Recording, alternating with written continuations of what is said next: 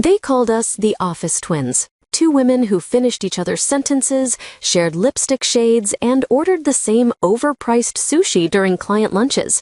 We'd walk down the glass hallway laughing at inside jokes while our reflections, two blurred silhouettes in mirrored panels, followed behind us like echoes of friendship.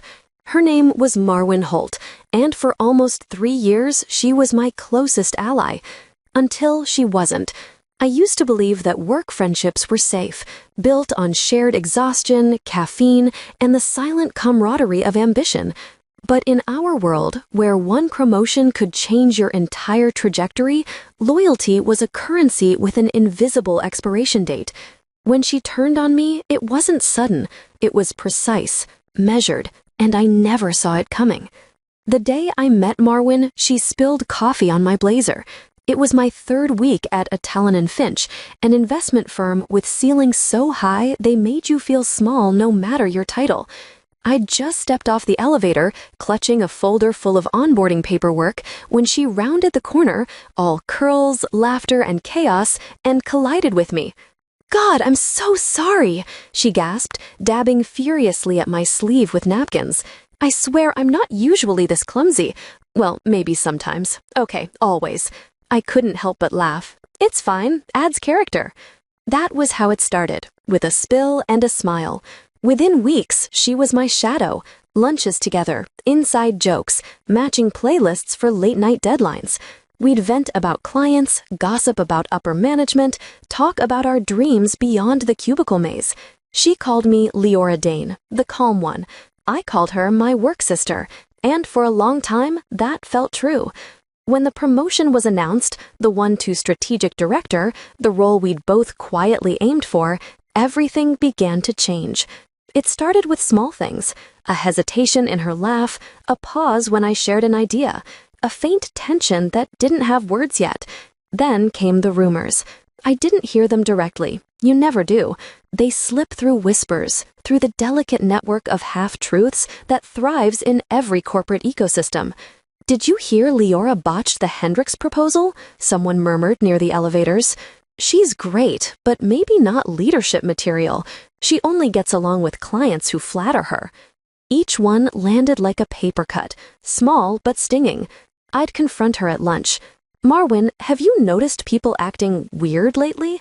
She'd feign innocence. "Weird how?" "I don't know, like something's going around." She'd frown sympathetically.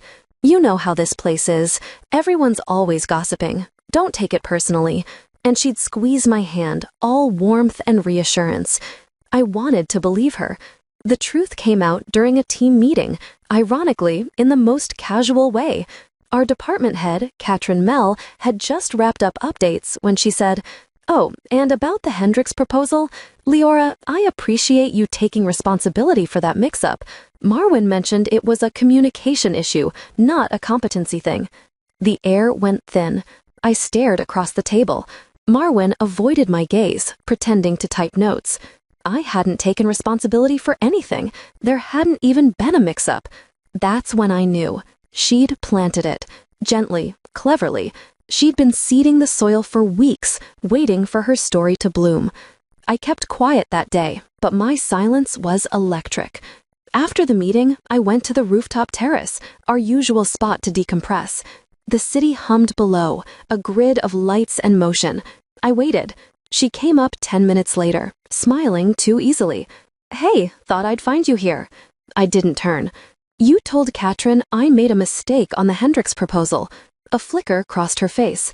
"I was just clarifying something. I didn't mean, don't lie to me, Marwyn." Her jaw tightened. Then she sighed, as if I were the unreasonable one. "You're being sensitive. I was helping you. If you looked defensive, it would have reflected worse." "Helping me?" I repeated. "By spreading lies?" She shrugged. "You're not the only one who wants that promotion, Leora. You can't play innocent forever." It was such a clean betrayal. No shouting, no venom, just detachment. That was the moment she stopped being my sister.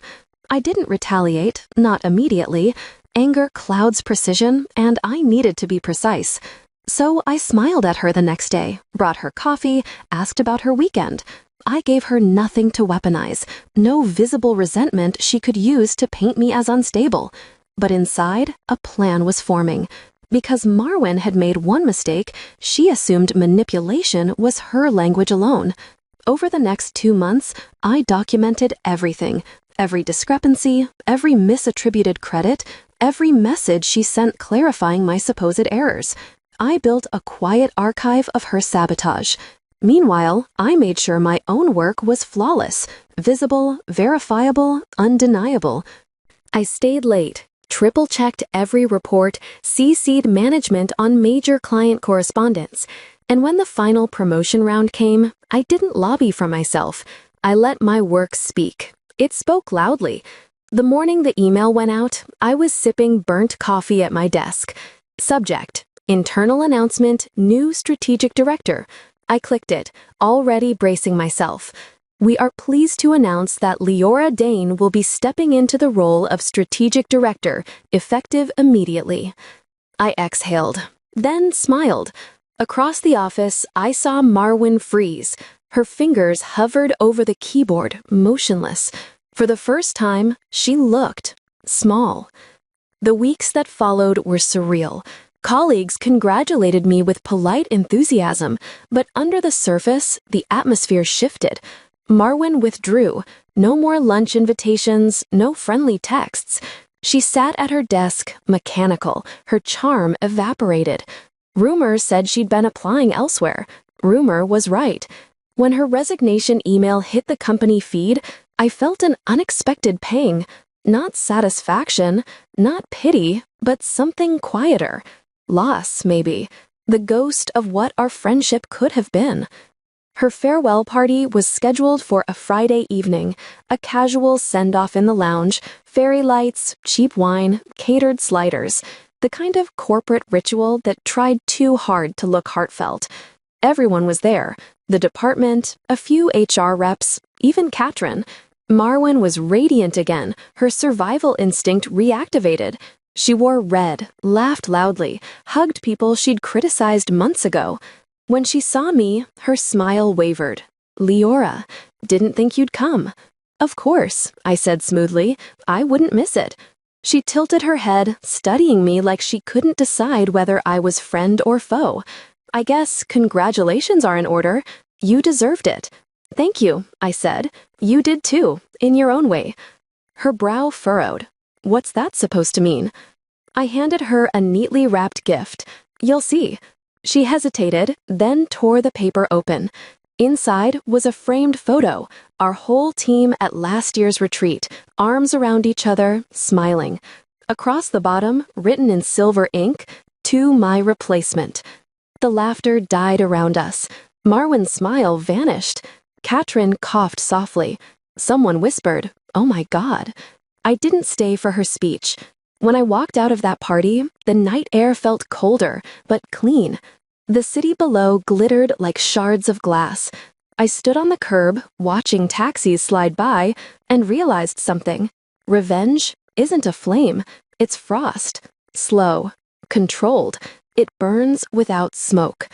Weeks later, I found the courage to read an email she'd sent me the day after the party. "Leora, you didn't have to humiliate me. You already won." I typed a reply, then deleted it, because she was wrong. I hadn't humiliated her. I'd just reflected her truth back at her. The irony was that in her absence, the office felt lighter, as if the tension she'd woven into its walls had finally dissolved. I rebuilt trust with my team. I mentored the interns she'd ignored. I found my rhythm again, one late night and spreadsheet at a time. But part of me, the part that once called her sister, still wondered why.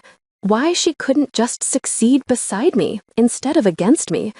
Maybe ambition isn't always about reaching the top. Sometimes it's about watching someone else fall. Months passed. I took on new clients, new responsibilities. The company thrived.